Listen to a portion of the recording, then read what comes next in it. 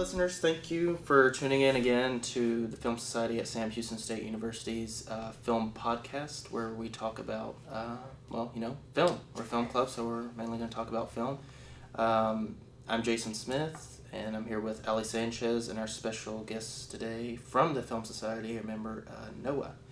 Yes. So, nice to meet you, Noah. Thank you for having me on the show. Yeah, no problem.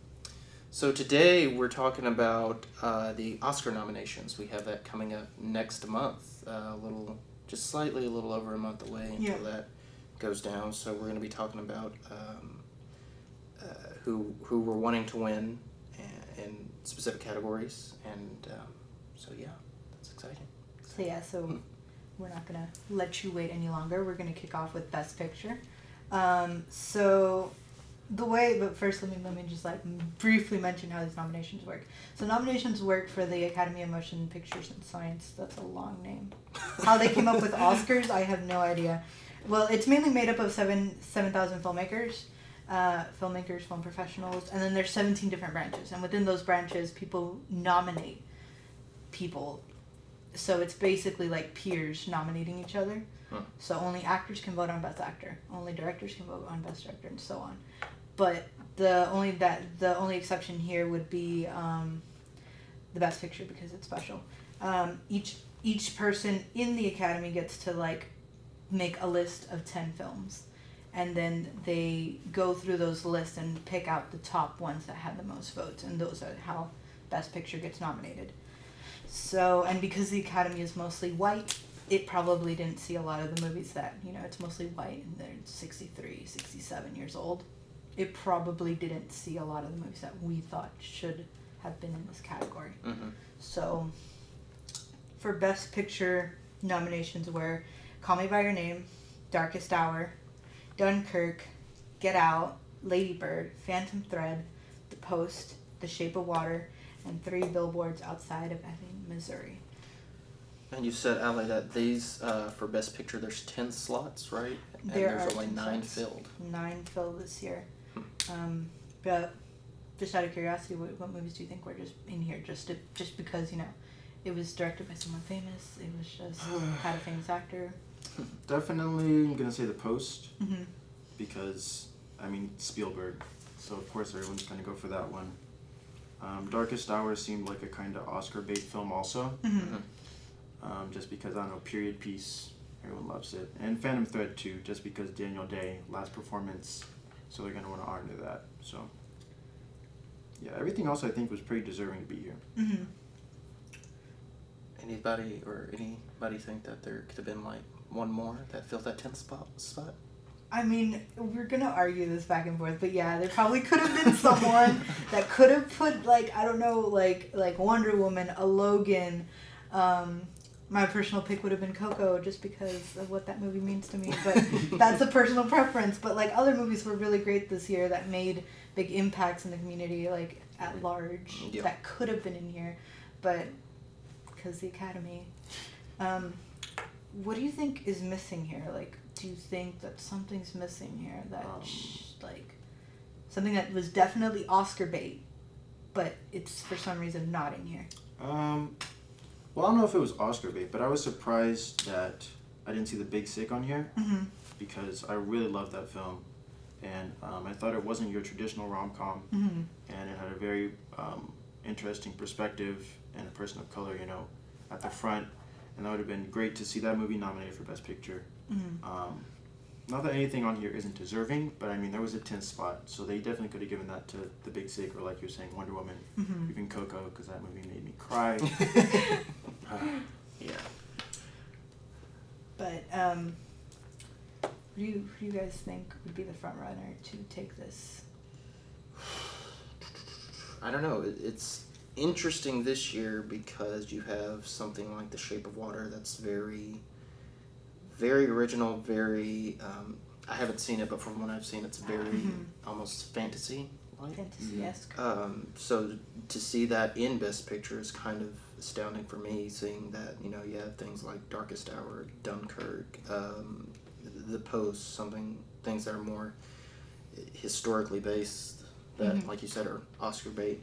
And then you have things like Get Out, that's kind of surprising. A horror movie being the front runner for Best Picture is really astounding. And then my personal favorite that I did see was Lady Bird, which was very good, impacted me a lot, and I was brought to tears by that one too. Incredible performances all around, great cinematography. It was all so that's my pick, but like I said, this is an interesting list. I mean, like I said, we're missing one, that could have filled that 10th slot, but other than that, it's pretty diverse. Pretty diverse list for Best Picture this year. I'm excited to see how it plays out. Yeah, sure. It's probably the one that's like everyone. Hopefully, we don't have like a Moonlight, La La Land thing again. We're not going to go into that. We're not going to go into Still that. spot, but I don't know. I hear that it's between The Shape of Water and Three Billboards Outside of Ebbing, Missouri. Interesting. But if I could I want it to be The Post. Just because it makes a political statement, and sometimes these awards they're so important that they do make a political statement. And The Post, from when I saw it, it really did make a political statement.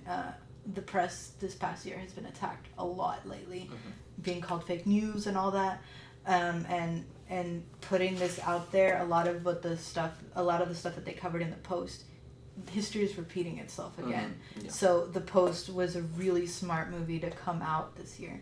But then again, it is kind of just in here to be in here because it has the trifecta of Steven Spielberg and Meryl Streep and Tom Hanks. So powerhouses are in this movie. So it's kind of is just in here to be in here. But The Shape of Water is from the trailers. Okay, that's all I can go on right now. The trailers and trailers alone.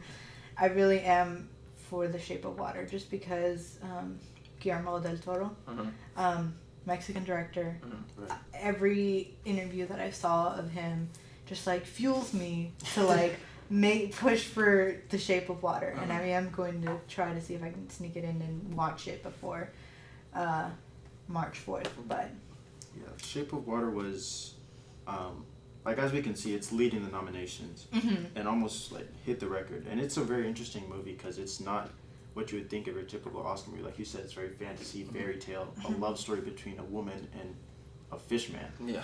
But Guillermo just does such a beautiful job in bringing that story on screen. And so I'd love to see him take it home. Even though it wasn't my favorite of these, I'd be more than happy to see him up there. Definitely. So we're going to move on to lead actor. And the actors for these would go to Timothée Chalamet for Call Me By Your Name, Daniel Day-Lewis for Phantom Thread, Daniel Kaluuya for Get Out, Gary Oldman for Darkest Hour, and Denzel Washington for Roman J. Israel Escargot. I think that's how you pronounce it. So, out of curiosity, what do you think? James Franco is not in here for his role in I was he was definitely one of the people that I thought would be in there after I saw The Disaster Artist. I was he did a great job. His performance is spot on. But he definitely did have those allegations against him, and I don't know. Sometimes I think there's a way to split the artist and art, but then sometimes, especially just this whole past year, what we've been going through, I think it was really important that maybe they noticed that and said, we might not put you up there, Franco, because we're already dealing with the stuff in the industry when we could put someone like Denzel, and obviously Denzel's always great, and I'm sure his performance, I haven't seen the movie, but I'm sure it was amazing. But I think it's fine that Franco got to sit this one out. People saw the movie, people know his performance was great. But if this was a real thing that happened, it definitely wouldn't do any good to the person who went through what she went through to see him up there winning. Right. Yeah. For me, I just echoing the same sentiments, just because, sometimes we do have to separate the art from the artist, but it's kind of hard. Yeah. For me personally, Franco is a great actor. I loved him and everything I've seen him in. And then when these allegations just came out, you're just like, how can I not see this film the same way? Right. And then, again, these awards also make a political statement. And if the Academy was going to nominate him, it would have looked very bad on their part, and they wouldn't be able to shake off the bad publicity for it. Right. And just like 2 years ago they had whitewashed Oscars was the hashtag, and who knows what it could have been if Franco was nominated, and the political things that would have come out of that, just this category alone, it would have maybe tainted the ceremony itself. So maybe it's just good that he's not in here. But I think Daniel Kaluuya being in here for Get Out is like somewhat of an achievement, I think, just because of the fact that like how Get Out was just like this thing that no one saw coming, and it just took all kinds of like nominations in the Oscars alone, and it's nice to see that it's getting recognition like that. But yeah, the favorite is going to be Gary Oldman, and I really want it to be Gary Oldman just because I loved his performance as Winston Churchill in Darkest Hour. I had already seen The Crown on Netflix, and that was the Winston Churchill, and that was a much older version of Winston Churchill, but it was played by John Lithgow. And once I saw John Lithgow in that, I was like, there's no way someone else could take Winston Churchill to the level that he did. I saw Darkest Hours, and I was proven 100% wrong. Yeah. And I loved his performance. It moved me so much. I can't spoil the movie, but it's just like his performance in that really moved me. And plus, he gained weight for this role. Like, I mean, sure, like it's a double standard that like, okay, a man gains weight and he gets a prize. A woman gains weight and she loses a role. Right. Like, so it is a double standard a little bit, but come on, you gotta give the guy something. This is the first time he's gotten nominated since 2012. So yeah, and it's his second Oscar nomination. He's been in plenty of movies that he could have been nominated for, and it's good to see him getting slowly but surely more recognition for what he's doing. For sure. What do you guys think about Daniel Day being in here? Do you think he deserved it, or is it just like, here you go, it's your last performance? I mean, at one point it is just like, just your last performance, we might as well give you some recognition. But at the same time, you think that maybe he did deserve his nomination here just because, like, we know how Daniel Day-Lewis is. Like, he doesn't do just anything. Right. He really works for his roles, especially, like, we all heard the stories about him being in Lincoln and all the stuff he went through. So he really works hard for every role he's in. So maybe there is a possibility that, yeah, he did deserve this role, this nomination. But, like, I don't know. He already has one from Lincoln and a couple of others, I think. Give it to someone who hasn't won it yet. Yeah, I'm sure it'll go to Gary Oldman. Timothée Chalamet, I really enjoyed his performance, but I'm probably gonna look at him. He's young. He's got years ahead of him to get more nominations. So Gary Oldman takes it. Okay, that's good. We still got Daniel Kaluuya in there, and I'm happy for that. Yeah, it's kind of just like a nod to say, yeah, you're doing something well in this industry, keep going, kind of a thing. So kind of like, we'll see you later. Just keep doing what you're doing. So yeah, so for lead actresses, we're moving on to lead actresses. Sally Hawkins was nominated for The Shape of Water. Frances McDormand was nominated for 3 Billboards Outside of Ebbing, Missouri. Margot Robbie for I, Tonya. Saoirse Ronan for The Lady Bird. And Meryl Streep from The Post. So, is this category are there any snubs in this? Like, is there someone who could have been in here? Because, like, for the rest of these, you can only nominate 5 people.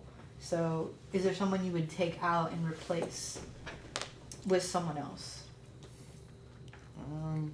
I don't know. I might take Meryl out, just because, I mean, she's Meryl Streep. I feel like she kind of got in there on the same terms that Denzel did, because, I mean, they're who they are. Yeah. And of course, like, her performance in The Post, it was moving. She's Meryl Streep. You know what you're gonna get. Yeah. But I wouldn't say there are any snubs necessarily. I think everyone that's in there is kind of who I expected to be in there. Jason? Snub wise, I don't think so. Like you said, Meryl Streep is Meryl Streep. They'd give it to her even if she did a terrible job. She'd probably do a terrible job very well. But I don't think there was any snubs. I think some people would argue that Gal Gadot may have deserved a lead actress nomination, but I mean, yeah, you know, it's kind of you know, with that one. People are really split on that. But for me, like I said, after seeing Lady Bird being, you know, the one movie really I've seen on this list, I'm going to back that for Saoirse Ronan to win because she did an amazing job in that movie. And it was really moving, really touching, really relatable for someone growing up in high school. And just, that's the kind of thing you see. And so it's very... you know, surreal seeing that on the big screen. So, and I think she did that very well, and I hope she gets it because she did a really good job. Yeah, I mean, like a lot of these like nominees, like you guys said, is like the Meryl Streep in there to just be in there at the time, but at the same time, you know, she did deserve it in my opinion for The Post. It was a very moving performance from her as well. Saoirse Ronan, the same thing you said about Timothée Chalamet. You know, he's young. She'll probably get nominated for down the line for some other role she does. For sure. But you know, this is again just a token, just to say, hey, you're doing a good job here. Keep going. Margot Robbie. I mean, from I, Tonya, I feel like just I saw the trailers and everything, but I did a little research on I, Tonya, and the work that she put into this role, she learned to figure skate, she did all the work, she produced it, she did as much as she possibly could for this movie, so she really worked for this movie. So I feel like she did deserve this nomination. The win, I don't know, it's a tough decision to call, just because like the work that Sally Hawkins did, being that she was mute, and so she just had to do everything with expressions. So I think for me at least it would be between Sally Hawkins and Margot Robbie. But I'm not sure. Gotcha. I got to see 3 Billboards, and Frances McDormand, her performance was really amazing. It was incredibly raw, and she really gave it her all. And like you were saying, Sally Hawkins, she was mute. Like, she couldn't say anything. But the emotion that she was able to portray was incredibly amazing. So, if it goes to anyone on this list, I don't think I'll be upset. I'd love to see Frances take it, but I'll be happy with anyone, really. Yeah. Not really a losing point in this category. Anyone who gets it, you know... Deserved it, yeah. So we'll be moving on to supporting actor.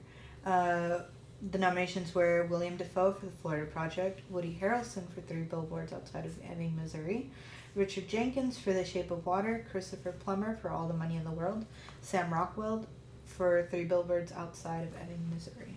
Oh, I didn't notice that. That's two from 3 Billboards that had the nomination for supporting actor. Yeah, that was surprising for me because I thought maybe Armie Hammer would have gotten in there for Call Me By Your Name, or even Timothée Chalamet's father in the movie, Michael Stuhlbarg, because he had this amazing 5-minute monologue near the end of the film that just took your breath away. Yeah. But yeah, Christopher Plummer, surprising that he got in there with the little time he had to film his role. But yeah, what do you guys think about that? I mean, he basically just did a weekend shoot, just here, we need you to fill in for this idiot. But you know, Kevin Spacey not done what he did, and had he not been in the news and had this whole All the Money in the World movie not have been it, maybe they wouldn't have nominated this movie at all. But because it did make headlines that, hey, Christopher Plummer's gonna have to step in here and do some work, maybe that's why he was nominated. It's the very last minute too. They went back and did those reshoots, and I was like, are they gonna make this? Because they kept the same release date, and I'm like, okay. So, but they got it out there. They had the trailer. He was standing in place of Kevin Spacey. And I was like, okay, well, all right. Anyone in here definitely deserves it. Needs the award. Let's give it to someone on this list. Who would it be? after seeing Three Billboards, I would give it to Sam Rockwell. Mm-hmm. He had this really amazing character arc, and he did it really well. Mm-hmm. Richard Jenkins also did a great job. I haven't seen Willem Dafoe, but I know he did a great job. That's true. Yeah, I don't know. I really don't. I'd love to see Sam Rockwell take it. If Willem takes it or Richard Jenkins, I'd also be fine with that. I mean, it all depends. Like, if I could see all these movies, like, right now, I could probably tell you which one, but I can't.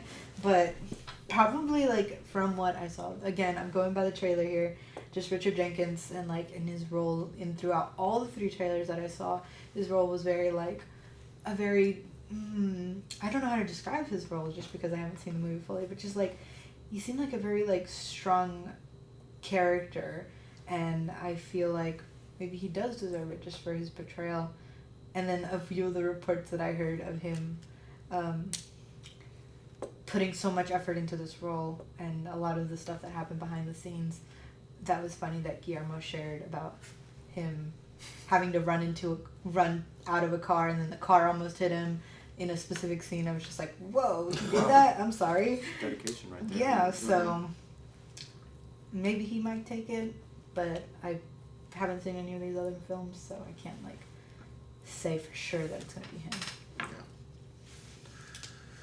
Yeah, I mean, good for Christopher Plummer. Like, Mm-hmm. good for you. Short amount of time. Yeah, it proves that you can do anything in a weekend if you set your mind to it.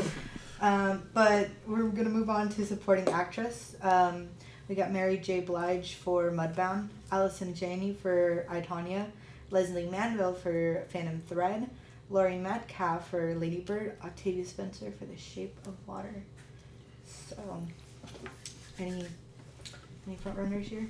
My heart goes out and wants Laurie Metcalf to win for Lady Bird, because her performance as the mom in that movie was very spot on, just of how that mother-daughter relationship that they had, and she just played that so it was accurate, it was moving, it was touching, and I wanted to jump into the movie and just hug her. So that's how you do it. That's how you do it right there. So I hope more than anything that she takes us home. Yeah, me personally. Yeah. I have to agree with exactly what you said. After I finished watching Lady Bird, I turned to my friend and I was like, if Laurie Metcalf does not get nominated, I will be upset. He's like, what about Saoirse? And I was like, yes, Saoirse too. Laurie? But Laurie? Oh my gosh. Yeah, she was phenomenal. Octavia was a scene stealer too. But I'm really going to be pulling for Laurie for this one. Definitely. And what's really notable about these is, like, Allison Janney and I, Tonya, and Laurie Metcalf and Lady Bird both played moms in their respective roles. But they played completely different moms. You have no idea how different those moms are. Allison Janney's character was just a hard, like, harsh mom, very strict, and wanting Tanya to, like, pursue this career of being a Olympic skater. And then, you know, in Lady Bird, she plays, like, a mom who's trying to understand her daughter, but she can't. And even in the trailers, from what I saw of her, she echoes everything, like, as a daughter myself, so, like, she echoes everything that my mom just starts, like, especially that scene in the car from the trailer. Like, there have been countless times when I'm in the car with my mom and she just starts lecturing me out of nowhere, and I seriously thought, what would it be like if I could just, like, open the door and just get out? I sent that like clip to my mom, and she was like, what the hell, did she just kill herself? I was like, no, Mom, she was done. She was so done with her mother that she just decided to jump out of the car right then and there. And I was like, she only broke her arm, that was it. And she's like, oh, okay. So yeah, I do see, like, Laurie Metcalf's role, so possibly her in this role. You can't deny Octavia Spencer's, like, performance in The Shape of Water, just from the trailers. Like, again, just from the trailers alone, she looks great as, like, a great supporting actress against Sally Hawkins' character, kind of her voice in some of the parts of the trailer that I saw. But I was surprised to see Leslie Manville on here for Phantom Thread. Phantom Thread just got in somehow for all of these things, but after seeing The Big Sick, I also wanted to see Holly Hunter in here, because I thought she did a great job, and so it's a little sad that I didn't get to see her in here. I haven't seen Phantom Thread, but I mean, if Leslie Manville's in here, I'm sure she did a fantastic job. So good for her. I mean, actually, that was Holly Hunter was the reason I put in here if there was any snubs. I felt like she kind of was snubbed in this category, Sure. just because like she does an amazing job as the mother in The Big Sick, and anything that she does really. Like I saw her in an independent film once, and she was very good in that. But The Big Sick was definitely kind of snubbed this time around. But no, hopefully it wins something, if anything, out of here. But we're going to move on to our final big one that we're going to talk about, Best Director.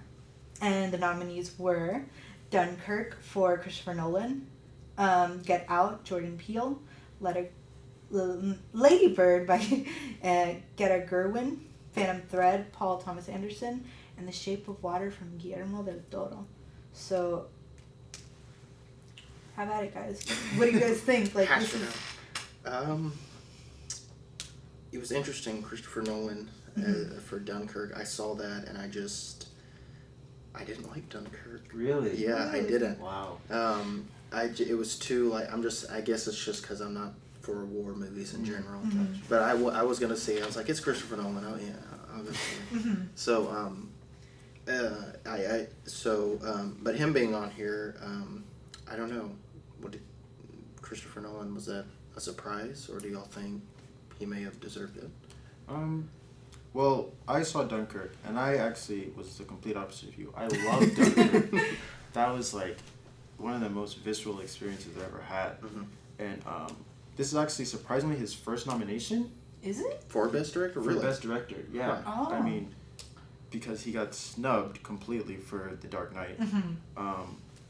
But I'm happy to see him up here. I went into this field hoping, like for this this section, I was like, as long as Jordan Peele and Greta Gerwig are nominated, I will be happy. Yeah. And they're both nominated, so I'm cool with that. Paul Thomas Anderson, still surprising. I would have liked to see the director of Call Me By Your Name in there, or even Martin McDonagh for Three Billboards. Yeah, but I'm going to be pulling for Jordan for Get Out. Well, yeah, I'm going to echo some of the same sentiments with him with Dunkirk. Just because, like, I didn't see it. But when I saw why did I think Get Out? When I saw Darkest Hour, I thought that is a perfect companion to Dunkirk. Just because, like, I could totally see myself, like, watching both movies simultaneously and, like, switching back and forth into like events that were happening with Winston Churchill to the event in Dunkirk and back and back and back. Right. And it would be so good to see that. That would be like a perfect movie experience. But yeah, with Christopher Nolan, I wasn't surprised that he was in here because like it's Christopher Nolan. He's gonna get nominated somehow. And it's just, I was surprised that when he cast Harry Styles, that dude from One Direction. That was a big deal for everyone. I was just like, how did... and then I saw some clips of him acting, and I was like, he was able to get a lot from this kid whose only big things were acting in music videos. Yeah. So. And he got some great performances out of him and out of all of his actors. So good for him for getting nominated for this. Get Out with Jordan Peele. Like, can we all just take a minute to like look at these nominations? Oh yeah. And 3 out of the 5 are minorities, with Guillermo del Toro, Greta Gerwig being a woman, Jordan Peele being African American. These are 3 out of 5. Times are changing, and I'm excited for these changes. Yeah. Because we get minorities in here, which is inspiring, especially for us who are filmmakers. We're just like, can we really make it out there? Right. And these nominations prove that yes, maybe we can make it out there. So, I'm happy for all of these. I'm like, whoever takes it's probably definitely between like, you know, Jordan Peele and Greta Gerwig and Guillermo del Toro, but I really, really wanted to go to Guillermo del Toro, just because his speech at the Golden Globes, if you did not see, he was just like, he's like, guys, don't play me out yet. I have been 25 years and I'm finally getting some recognition. Let me finish my speech. Yeah. And I'm just like, yes, let him finish this speech. And then because he's Mexican, there's a lot of sentiments that he can't like portray in English, like he can't translate it into English. So when I watch his Spanish interviews, I'm just like moved to tears because he's just like, yes, as a child I created these monsters and I made a pact with these monsters that if they left me alone, I promised I would make them into something more. And he's like, and I feel for him because like this is a childhood dream of his, and I'm just like, oh, I really want him to take it. But Greta Gerwig also deserves something, and Jordan Peele too, just for a movie that you didn't think that brought a lot of different genres together and made a very political message. Being here is like it's the feat. Yeah. I completely agree. Yeah, I mean Guillermo, great person of color, and Shape of Water was a great film. So if he goes up there, I'd love to see him give another speech because he always has me smiling whenever he opens his mouth. So that made me really happy to see him up there. But that's basically all the ones that we're going to like talk about. But now we had some choices on which one we were going to talk about. We were going to talk about adapted screenplay and best original screenplay. But I don't have the nominations because they faded away. But because they faded away, I'm going to go to the one that I was going to talk about, which was animated feature. And the nominations were The Boss Baby, The Breadwinner, Coco, Ferdinand, and Loving Vincent. So out of all of these, I feel like Boss Baby deserves to be in here. I'm just so like, the movie you could have put in there was Lego Batman. Honestly. Yeah, that's what I'm hearing a lot about. I'm hearing a lot of backlash about Boss Baby getting nominated, but Lego Batman not getting nominated. I mean, the Lego movies were already snubbed in the last time back in 2015 when the Lego movie came out, and I was just like so upset that it didn't get nominated because a lot of the jokes that they make are like very sticking it to Batman, but they make sense and they make sense to a child. But a lot of adult jokes that are in there like go over a child's head. I know because of my little brother. He loves Batman, and then watching that movie, a lot of the jokes that he's like, I don't understand why you're laughing, and I'm like, because it's funny. When you're older, let us have fun. Yeah, so that's why I was just very upset that the Lego Batman movie wasn't in here. But again, my big thing would be for Coco, just because what it meant for me and for every single person in my culture, and like to put it in like terms, like there's no feeling that could describe this, but to put it in terms that maybe you guys could understand, what Black Panther means to you guys is what Coco meant to every single Mexican, American, every Hispanic. That's exactly how it feels to have someone of your caliber up there on screen and take your culture and portray it so beautifully on screen is a feat. And to be done by Pixar, a Disney company, a company that I grew up on, that most of us grew up on, having them put this character of Miguel, the music, everything is so beautiful in this movie that if you have not seen it, you should see it. And there's like, I could go on and on about Coco, but what we're going to talk about next is the adapted screenplay. So the nominees were Call Me By Your Name, The Disaster Artist, Logan, Molly's Game, and Mudbound. So I didn't see any of these. But I'm going to let you have it. Seen Call Me By Your Name, Disaster Artist, Logan, and half of Mudbound. Loved all of them that I saw, but Call Me By Your Name wins, that'll be great. But if Logan wins, I will cry. Oh yeah, I'll cry just like I did in the movie. This movie for me was just I cried the whole time in that movie, from beginning to end, because I like grew up with this character from very young age all the way up to now, and just seeing that, and just the big thing was it wasn't just a superhero comic book movie, it was like a movie. Like you take the claws out and everything, it's still something very dark, something very adult, something very touching, moving, and like it did all of that for me, you know, without the claws either way. And honestly, I think it got snubbed for a lot of things, but for in terms of screenplay, I think it you know, the only thing it was nominated for, I think it should win. But with someone like Aaron Sorkin, who's been at the screenwriting game for years now. West Wing, The Social Network. It'll be pretty tough. I feel like if Logan were to lose, it'd probably lose to Aaron, and like I'd be okay with that. But at the same time, I really want it to win, just because of the impact it had on me. But yeah. But like, I think this is one of the only ones that Disaster Artist was nominated for. Which is surprising. I think this was its only nomination. Which and it's technically not even for James Franco. Yeah, I mean, you could have even given a supporting actor nod to his brother or to Seth Rogen, but that this was its only nomination. Surprising in some way. Maybe they just didn't want what's his name? The guy. Dave? No, the guy who wrote The Room. Oh, Tommy Wiseau. I was like, why is his name slipping me? But yeah, like why didn't they probably just don't want him up there for the lack of fact that he's gonna like rub it in everyone's faces that now he's made it. Yeah. It took him a few years, but now he's here. Took him long enough.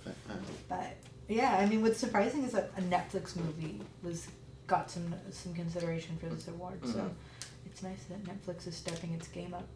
Yeah, this definitely. I mean, crazy to look at them. They're going to be like a huge contender moving forward now. Just like Amazon has stepped up their game last year with Manchester by the Sea, and now with their nomination for The Big Sick. And it's interesting to see these new studios coming into the game. But for Best Original Screenplay, we have The Big Sick, Get Out, Lady Bird, and The Shape of Water. Oh, and Three Billboards Outside of Ebbing, Missouri. So that's going to be an interesting one to watch. Yes. Because all of those are just really... They're very moving. They have some message of some kind. And that's what's beautiful about it. Big Sick, again, like this was based on real stuff that actually happened to him and her. So that's like, you never think that, your girlfriend going into a coma would actually make you famous one day.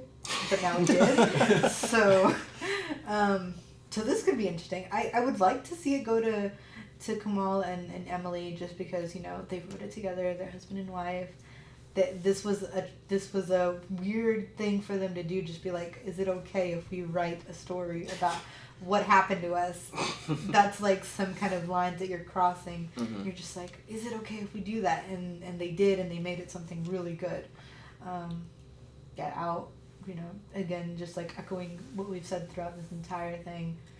It made such a great statement, and that Jordan Peele, this is one of his first directorial debuts, and his first nominations for all of this is great, and him getting nominated for any of this is just like so surprising that the Academy was finally able to overlook everything that it has believed in all this time. So Lady Bird, just like this one also, because it was she somewhat based it off on her life, but not entirely.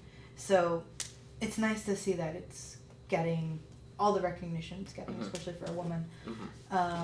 The Shape of Water, again, with Guillermo del Toro, again, echoing that he's been working for 25 years so hard in this field, and he's finally getting the recognition that he desperately needs. And deserves. And then Three Billboards.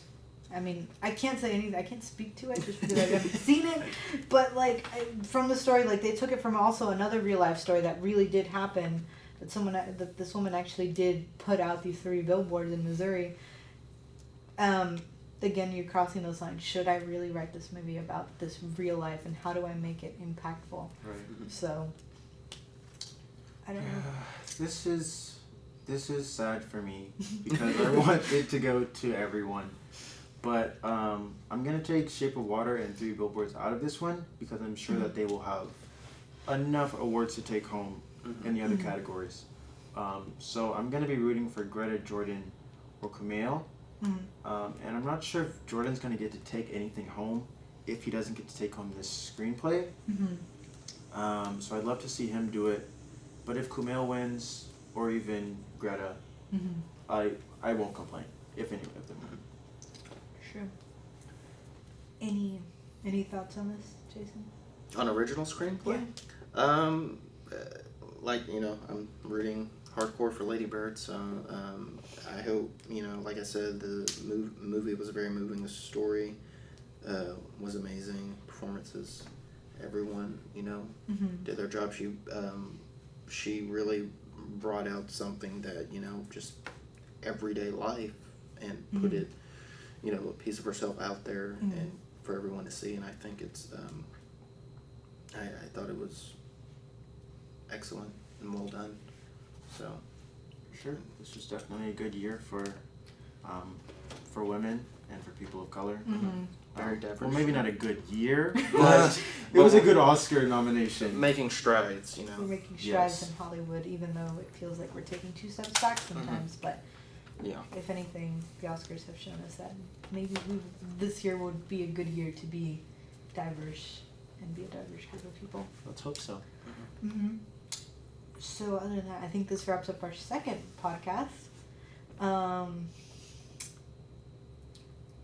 Yeah, like basically any any last sentiments for this for this entire Oscar nomination, 90th Oscars, 90th Academy Awards. Should I say? 90. I hope Baby Driver wins in all of its categories, Yes, because that's please. beyond deserving.